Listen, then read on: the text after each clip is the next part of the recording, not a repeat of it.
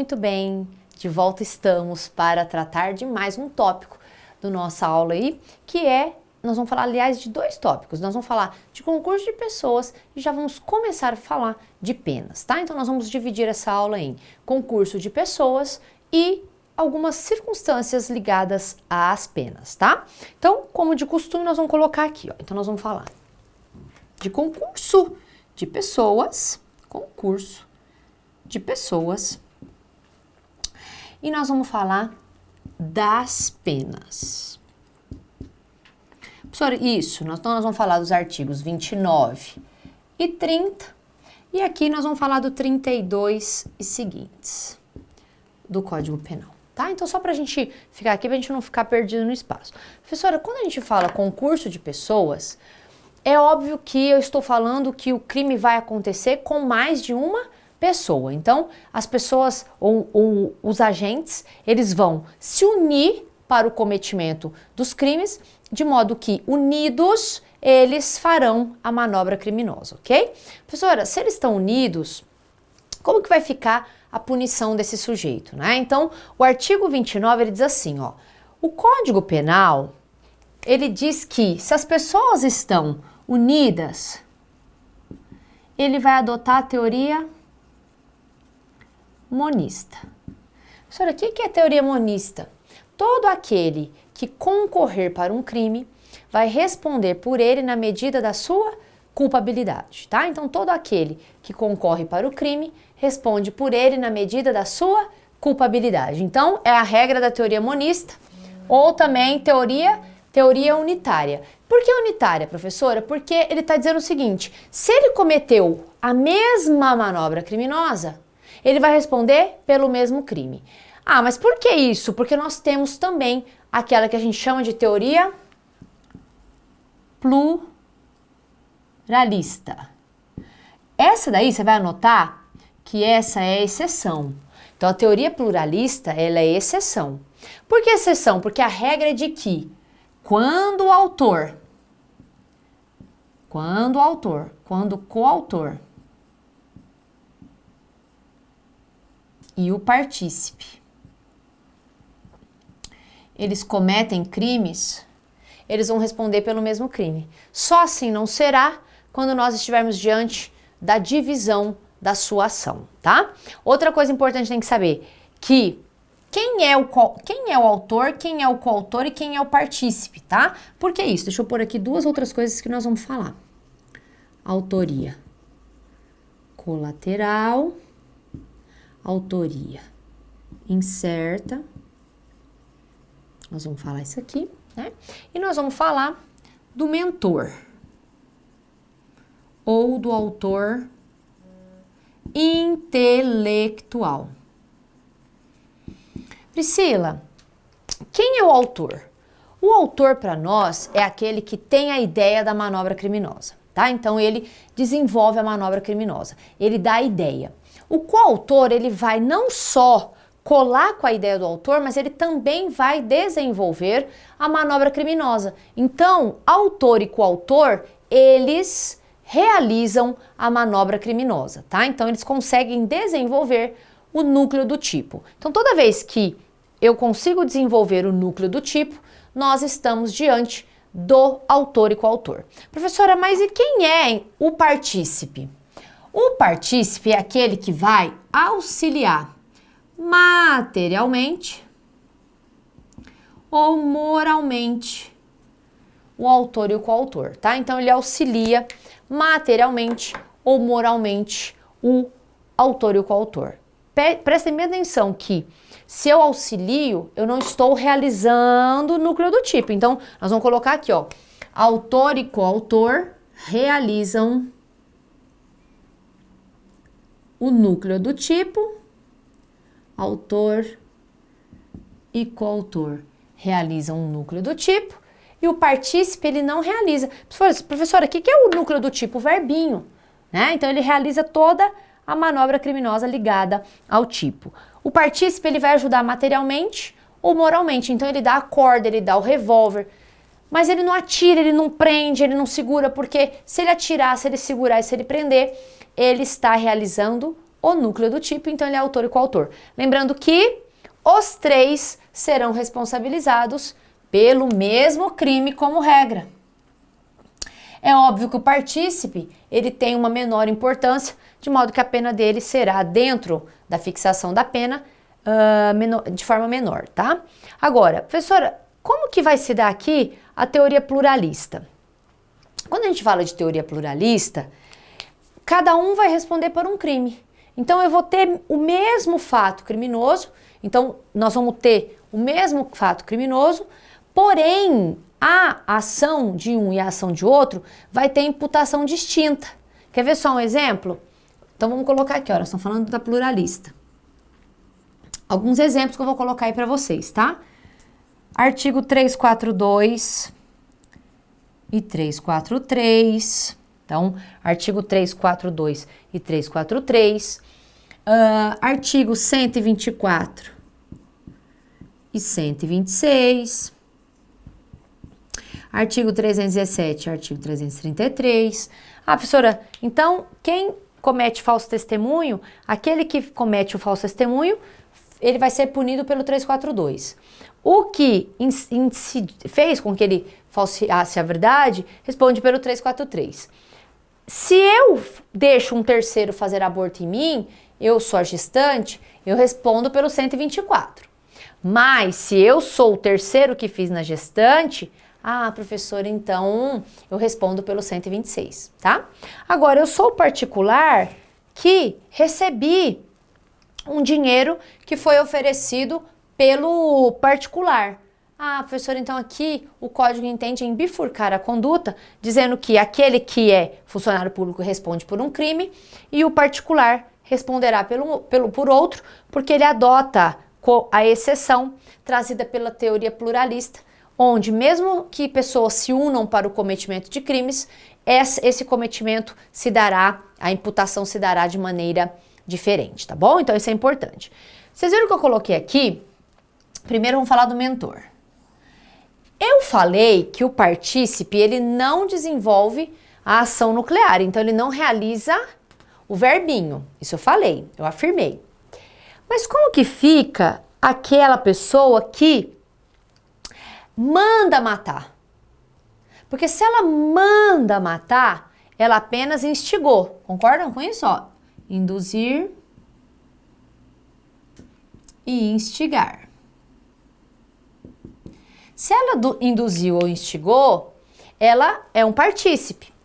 Só que não é essa teoria que a gente adota para punir o mentor e o autor intelectual, tá? Então você vai anotar aí que se o mandante, né? Se a pessoa manda matar e ela consegue paralisar a manobra criminosa, nós estamos diante de uma outra teoria, que você vai anotar aí, ó, que é a teoria do domínio do fato. Professora, o que é essa teoria do domínio do fato? Ela diz o seguinte: se essa pessoa que mandou, ela consegue ou conseguir diminuir ou paralisar a manobra criminosa, ela tem o domínio sobre o crime. Se ela tem o domínio sobre o crime, né, porque ela é a mandante, ela é a autora. E aquelas pessoas que atendem o comando dela são os coautores. Nós vimos recentemente, de forma midiática, a viúva da Mega Sena, né? A viúva da Mega Sena foi processada e condenada porque ela teria mandado matar o seu marido, que era um ganhador da Mega Sena, né? Professora, mas por que ela foi autora? Se ela mandou matar, ela deveria ser um partícipe e a pena dela deveria ser reduzida. Ora, se nós trabalhássemos com essa circunstância, nós partiríamos do pressuposto que era muito melhor mandar fazer o crime. Porque se eu mandasse fazer o crime, eu teria menor pena, ficaria muito melhor. Então, o Código Penal, ele adota como complemento a teoria do domínio do fato, de modo que não há se falar numa simples participação. Essa pessoa que manda, que tem aí a manobra criminosa, ela é considerada autora e vai ser responsabilizada por isso, mesmo que não tenha desenvolvido o núcleo do tipo verbinho, tá? Professora, para a gente fechar, deixa eu apagar aqui, vocês já viram, né, a questão da exceção, nós colocamos aqui um asterisco. Agora vamos falar um pouquinho dessa autoria colateral, que a OAB gosta bastante de falar, essa autoria colateral incerta, tá? Então nós vamos falar isso para fechar a questão do concurso de pessoas e já começar nesse finalzinho de aula falando um pouquinho aí a respeito da autoria colateral incerta, tá? Professora, o que é autoria colateral e autoria incerta? É possível, e aí a OAB, quando ela cobra esse preceito doutrinário, que é bem difícil acontecer na prática, mas não é impossível. É provável que duas pessoas que não estejam em conluio, porque quando eu falo de concurso de pessoas, nós temos que ter duas pessoas que estejam em conluio, perfeito? Ah, professora, elas se unem para o cometimento de um crime, então eu tenho pluralidade de pessoas, unidade de desígnios e elas têm o mesmo objetivo, por isso que elas vão ser responsabilizadas pelo mesmo crime. Agora, é possível que nós não tenhamos a mesma unidade, nós não temos ajuste prévio, porque o ajuste prévio faz parte do concurso de pessoas. Mas nós temos o mesmo objetivo, que é matar a pessoa. Então, olha só, eu me coloco de um lado, e o B se coloca de outro. E nós temos o mesmo desafeto, que é o C. E aí, olha só o que acontece. O C vai passar por esse lugar. O C vai passar por esse lugar e nós dois queremos matá-lo. E nós atiramos ao mesmo tempo, eu e o B. Só que duas coisas podem acontecer aqui. Pode acontecer, a primeira coisa é de saber que o meu tiro foi o que matou o C. Lembra-se do nexo? Então, de acordo com o laudo pericial, ficou constatado que o tiro que matou o C foi o meu, o A. Nessa hipótese, como que fica a imputação do B? Nós estamos diante de uma autoria colateral. Eu consigo saber que o A matou, então ele responde por homicídio consumado. Professor, e o B, ele responde por quê? Homicídio tentado. Ah, professora, mas ele não vai responder por crime impossível? Não, porque quando ele atirou, o C estava vivo, então o objeto estava apropriado, o meio foi apropriado. Agora, se o C já tivesse morrido e o B tivesse atirado, aí nós falaríamos na figura do crime impossível, ok? Então aqui, ó, se eu sei quem atirou, eu vou imputar a consumação para aquele que atirou. Ah, professora, mas por que não é o mesmo crime? Porque aqui eu não tenho conluio, eu não tenho unidade de desígnios. Eu não tenho ajuste prévio. Eu não tenho ajuste prévio. Eu não me ajustei com ninguém. Se eu não me ajustei com ninguém, eu não falo no mesmo crime. Até porque o tiro matou, fui eu que matou, né? Fui eu quem matou aí e não o B. Perfeito? Agora, cuidado. Porque é possível que a OAB também cobre essa seguinte circunstância. Ó, quer ver? Ela pode cobrar assim. A e B, eles atiraram, né? Então, A e B, eles atiraram no C. Só que a perícia, eu já respondi bastante questão dessa daí na OAB, só que a perícia não constatou qual o tiro que matou o C. Aí a OAB pergunta, como que fica a imputação de A e B? Então, presta atenção, hein? Porque a segunda situação, eu matei, então o A matou. Então, ó, A e B, eles atiram no C. Só que a perícia não sabe constatar qual projétil matou. Se é o projétil da minha arma, né, uma .40, ou se é o projétil do B, que é um 38. Ele não consegue saber qual foi o tiro que acertou de maneira aí a causar o óbito. Como que fica a situação? Eu vou responder por homicídio consumado e B também? Ou ambos responderão por homicídio tentado? Ou um responde por tentado, outro por consumado? Vejam só que a resposta, como a autoria aqui é incerta, toda vez que a gente não tem certeza, favorece o réu? Favorece. Só que aqui, eu não vou absolver, certo? Em dúvio pro réu. Eu não absolvo. Porque um de nós dois certamente matou. Mas como eu não sei quem matou, ao menos tentativa ambos causaram. Então, nessa segunda hipótese, em caso de autoria incerta, nós teremos a responsabilização de ambos, ao menos por aquilo que efetivamente eles causaram, que é a tentativa do homicídio, tá? Isso a gente chama de autoria incerta. Tudo bem? Agora, professora, outra coisa que nós vamos falar aqui. com relação às autorias, tá? Presta bem atenção, porque quando a gente fala de autoria, né, nós não falamos da autoria incerta, nós falamos da autoria colateral. Vamos colocar aqui, ó, eu vou apagar aqui das penas, depois a gente fala na próxima aula. Não tem problema que eu vou ter que falar um pouquinho aqui do concurso, porque também é importante. Professora, então você vai falar só de concurso, vamos falar só de concurso, tá? Vamos abortar a missão, porque tem mais coisas importantes pra gente falar, não tem problema. Na próxima aula a gente coloca a questão das penas. Só pra gente fechar aqui, ó. Nós temos a autoria imediata e a autoria mediata. Professora, o que é a autoria imediata? É aquela que é feita pelo próprio autor. Ele mesmo realiza a manobra. E a autoria mediata? O autor, ele utiliza de terceiro para a manobra criminosa, de modo que esse terceiro, geralmente, ele tem circunstância de vulnerabilidade. Então, ele é menor, ele é doente, tá? Cuidado, porque se ele é menor, o menor não pode ser responsabilizado. Agora, cuidado, porque é possível que o menor, juntamente com o maior, com unidade de desígnios, com ajuste prévio, eles venham a querer cometer o crime. Se isso acontece, eles responderão. Só que o que vai acontecer? O menor responde pelo ECA e o maior perante o Código Penal, tá? Pra gente fechar a nossa aula de hoje, olha só. Vocês viram que eu coloquei aqui o artigo 30, certo? O artigo 30, ele diz assim, ó, não se comunicam as circunstâncias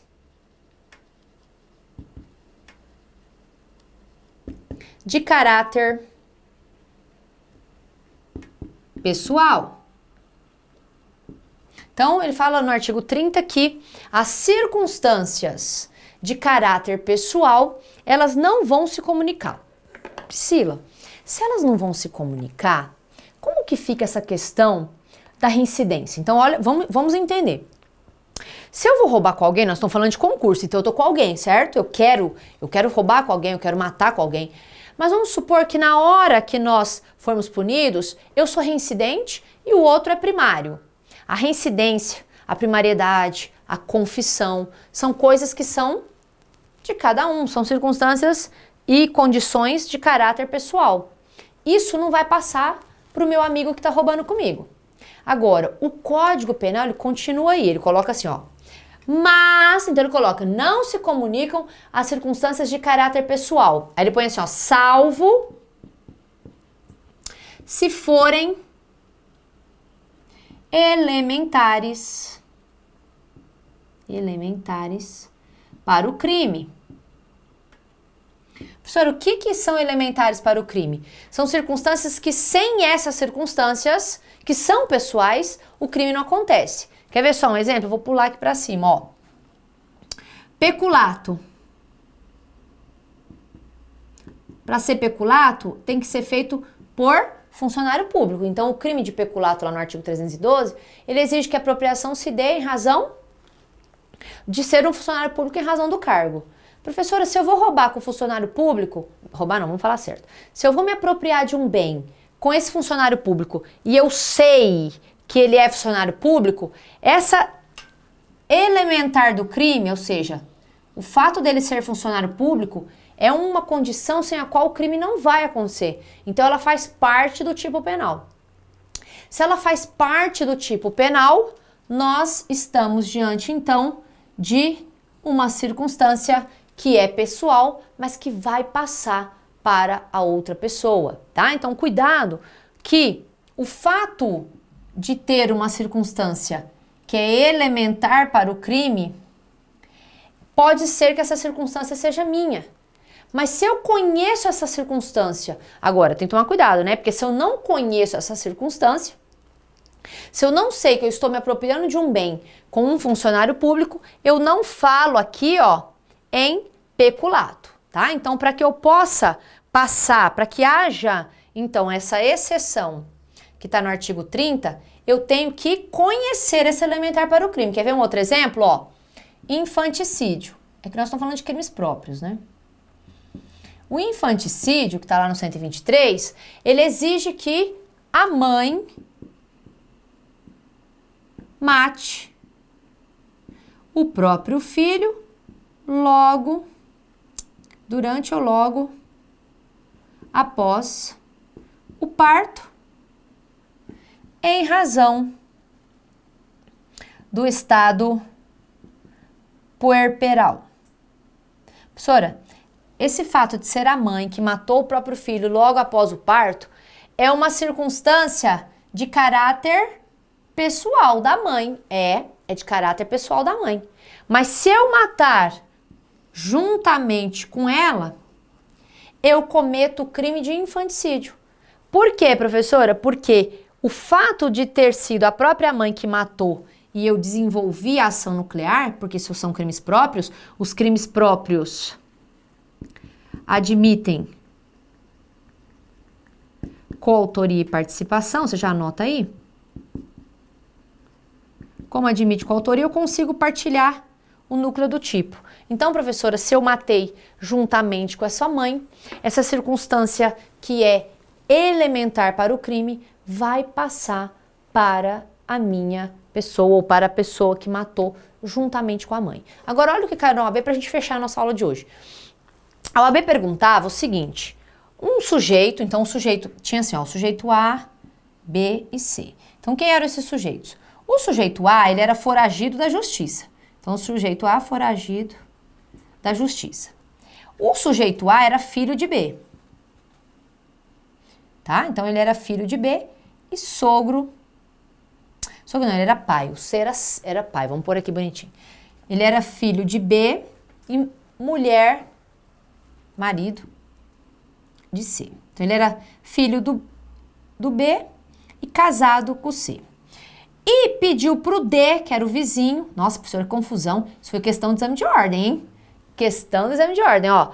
O A era filho do B, então o B era pai, casado com o C. Eles pediram pro D esconder o A. A polícia chegou e pegou todos. E a OAB perguntava como que ficava a imputação do B e do C e do D. Vejam só, B e C estão isentos de pena. Então aqui tratava-se de um crime de favorecimento pessoal. B e C estavam isentos, porque são filho, cônjuge e ascendente, mas o D, muito embora tenha feito a manobra em conluio, D seria responsabilizado. Por quê, professora? Por quê? Porque nesse crime do 348, o fato de serem pais e filhos não fazem parte aqui, ó, não são circunstâncias que são imprescindíveis para o crime. Então, essas circunstâncias não passarão da pessoa aí, do acusado, tá? São circunstâncias que não passam para outros conluiados. Perfeito? Nós fechamos então a aula de hoje com um concurso de pessoas ou de agentes e eu espero vocês para a gente falar de penas na nossa próxima aula. Até já!